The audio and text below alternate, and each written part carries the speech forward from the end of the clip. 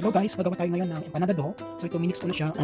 May kasamang paminta, salt, and other seasoning stuff to make it tasteful. Yan, iluluto natin yan hanggang magiging ano na siya, sticky. Imamasa natin yan after para maging dough ng empanada. So, tingnan natin ang susunod. Ngayon guys, ito na yung kinalabasan ng anong dough natin, yung mixture, niluto ko sa may stove, and then ito na kinalabasan. So ngayon ang gagawin natin to, imamasa natin to, and then iiwan natin hanggat iwan natin, we can leave it for 30 minutes, and then while waiting, we can prepare some of the other ingredients. We can prepare our mongo or the papaya. So yan ang ginawa ko dito, imamasa natin to hanggat magkakaganda na siya, then iiwan natin maybe for 30 minutes. Yan, ganito ang paggawa ng dough.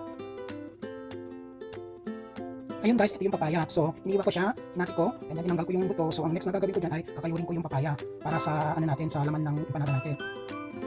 Ayun na guys, yung kalahati nagadgad ko na. So, at ito ang kinalabasan. Ayan. Ayan no. Yan na yung nagadgad ko na papaya na gagamitin natin ng palaman sa ating Ilocano empanada. Kaya masarap yan mamaya. Ngayon guys, isusukay natin yung papaya. So, pinapainit ko lang yung ating kawali. Ayan. Kawali.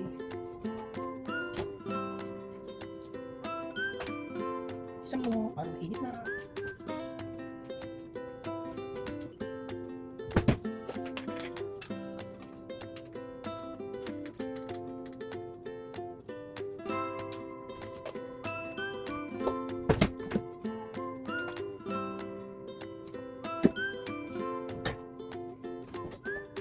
Nahin ko muna yung sibuyas kasi madaling buwan na yung papaya ay bawang.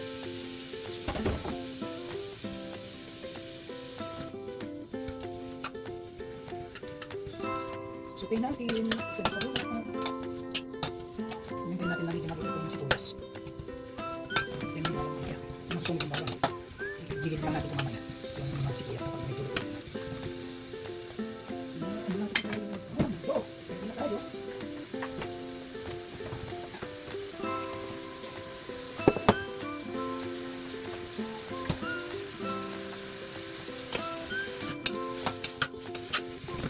Wow, bang ano sibuyas natin. So, pwedeng yung pula. Nandito nyo, pwede na kayo kung ano gusto nyo gamitin. So, ako kung ano lang mga available ngayon, so ilan namin ito. So, habang hinihintay natin yan, so, nakita ko rin ang ginawa kong ano, yung munggo. So, ito yung munggo na ginawa ko mga kanina. So, ginabad ko yan, mga 30 minutes, buo yan. Hindi siya ano, durog. So, tapos, pinakuluan ko siya maybe around 30 minutes. Tapos, tinanggal ko yung mga konting balat nito. Tapos, yan, drinay up ko siya na low fire. Tinagyan ko rin yan ng paminta, may lasa na rin yan. So, ready na for the filling for our empanada mamaya. Wow, bango. So, hindi ko masyadong nilagyan ng oil. Alam niyo naman, oil na nga, nagdaram ko ng oil. Hindi na masyadong ng oil muna. Basta maluto lang siya. So, gilid ko siya. Gilid ko yung sibuyas. Tapos, maglagay tayo ng konting oil na naman. Just konti lang. Hindi masyadong marami para at least. Okay. Tapos, lagyan natin ng bawang. So, meron pa rin bawang dito na nakatsan na siya. Preferred na nagalit ito. Ito minsan may available dyan, bumibili kami ng makabangan na, matanggal na yung balat. Saka, lagyan namin ng oil. Ginagrind na namin tapos lagyan ng oil. Yan. Nagbabaw na siya. Nagbabaw na yan. Bago. Bago. Ang bango. Ang ating empanada. Yan. Siguro na yung bawang. Dami na ng bawang ito ha. Sarap-sarap yan. Mix na yan, magdunod din para mas maano siya, masira yung lasa. And then, ito, nagyan ko na rin ng seasoning at saka paminta. And then, igisa natin itong papaya. Sarap yan. So, papaya, medyo mahal ang papaya dito sa Canada. Pero trinay ko ngayon, so you can also use cabbage if you want. Pwede kayong mag-experiment ko. Kung gusto nyo pinagay sa loob ng empanada. Pwede nyo siyang i-modify. Sarap. Sarap ng feeling na empanada natin. May papaya. So first time akong magkakaano ng papaya ngayon. Nagamit ng papaya sa laman ng ating empanada. Wow! Yummy in the tummy! Ayan ha. Ayan natin, yung papaya natin. Medyo ipadry natin para hindi siya masyadong basa mamaya pa. Lagay natin sa feeling na natin sa empanada. Medyo i-dry up natin siya.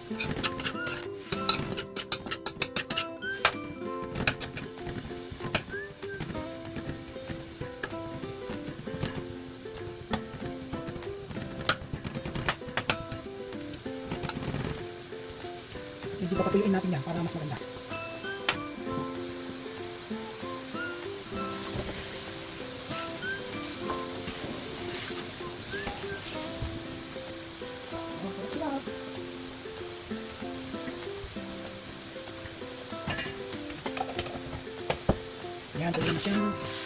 bango, bango. Ang bango. Ang bango.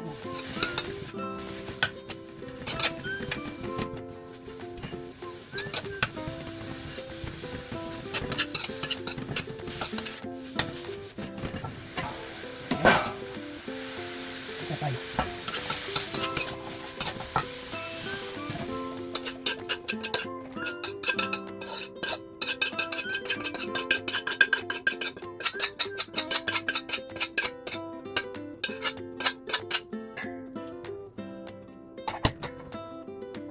Okay, so ito na yung papaya natin guys. Ayan o. Ayan, ito na siya. So ngayon, susunod kong gagawin ngayon ay yung, ay shoot. Ay siya. Okay pala. Okay lang yan. Ngayon, meron akong ginawa yung ano, tinimplahan na pang longganisa. So parang Ilocano longganisa ba? So parang hindi ko na siya binalot. So tinanong ko na lang siya. Ito eh, maganda tayo ng back na. Pwede. So ang ginawa ko ito, minarinate ko na to na parang longganisa, templa ng longganisa. So ito ground pork to. Ito yung gagawin natin pang longganisa. So hindi ko na siya nilagay sa casing. So gagawin ko, lulutuin ko na lang tong longganisa na walang balot. Tutuyin natin yan. Inawari ko rin yung longganisang to. So pangpalaman natin sa ating ano, para special longganisa ba. Diba? So, tingnan natin. Yan. So yung longganisa ko, as you know, if you are an Ilocano, so ano ang mga ingredients ng longganisa natin? So bawang, paminta, suka, at saka lagyan mo ng brown sugar kung gusto mong lagyan ng brown sugar. Okay, so yun ang mga ingredients natin. So ulitin natin, may bawang, may suka, may asin, may paminta. So kung gusto mong lagyan ng seasoning, it's up to you kung maglalagay ka ng seasoning. Masarap din. So it's up to you. So yan, pero ang ano sikreto nito, lagyan mo ng maraming bawang para malasa. Tapos kung gusto mo rin may iba yung lasa, yung magsalubong yung ano, tamis at asim ng longganisa mo, yan masarap yung lasa nito. Pinagdagan ko parang mali, konti. Pinagdagan ko parang hindi siya. Papatuyin natin to.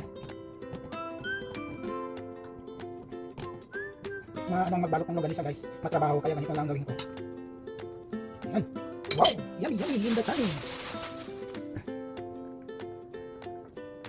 Okay, so hello guys, so eto na yung kinalabasan ng longganisa natin. So ganyan lang niluto ko. Yung sinabi ko kanina, hindi ko na siya nilagay sa casing. So yun ang kinalabasan na ating longganisa. So medyo ano siya, very fine siya. So I think mas maganda yung number 2 na yung pag i-grind, hindi yung very fine. Para mas maganda yung kinalabasan nito. Pero anyway, the lasa, I mean the taste still the same. Nothing changed. Just the texture of the meat. So yan, pwede na yan, hahanguin ko na yan. Then I'm getting ready for the dough. So kaya guys, yung ilalagay natin sa loob ng ating panada, yung monggo, saka yung longganisa mixture natin, saka yung papaya, at ito yung dough. At yan ang dough niya. Ito na yung nagawa ko. So i-try na natin yan, tingnan natin kung ano ang kakalabasan. I'm happy. Ayan guys, pinuluto natin yung panada. Sarap, wow, wow, yummy, yummy. Success ang ating recipe ngayon. I'm so happy. Kakain tayo mamaya. Ayun, let's eat. Yummy. Okay, sauce natin.